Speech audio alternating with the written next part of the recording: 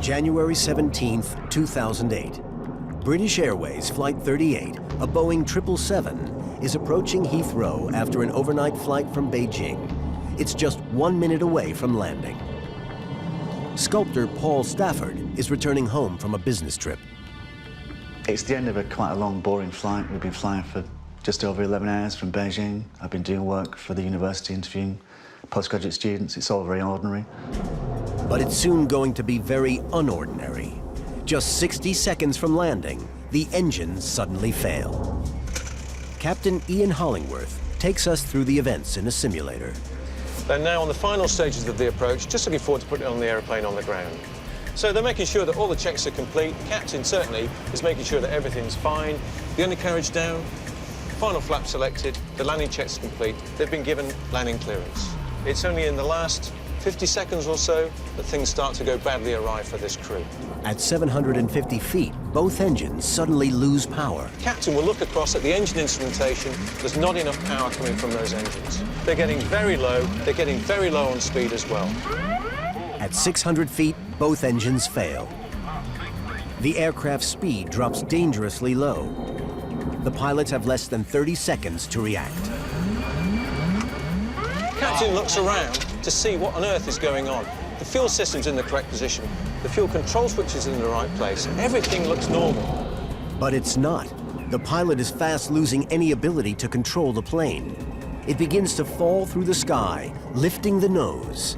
He has moments to make a life or death decision. As the nose begins to rise and the speed begins to drop right off, it becomes apparent that they're not going to be able to make the runway. 10 seconds before landing. Even if they can't make the runway, they have to get over the boundary fence. The captain needs to extend his glide as much as he can. He raises the flaps, streamlining the wings. The captain brings the flap up to 25. The co-pilot lowers the nose. Mayday, mayday, mayday. It's only 3 seconds to impact. Captain Burkhill's been so busy, it's his first chance to warn air traffic control. Pushes forward on the control column to try to recover from an impending stall. Aeroplane crashes.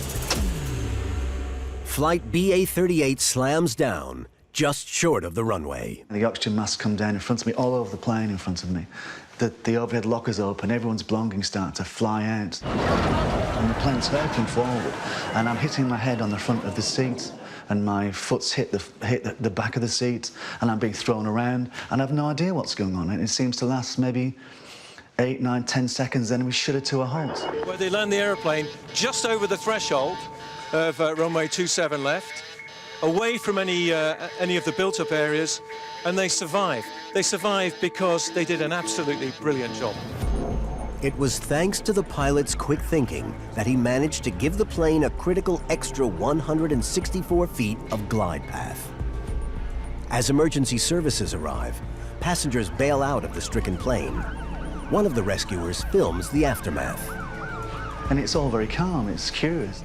I walk away from the aeroplane, maybe 100 yards, 120 yards, and I turn around and I see this great big modern aeroplane, this 777, smashed to pieces on the floor.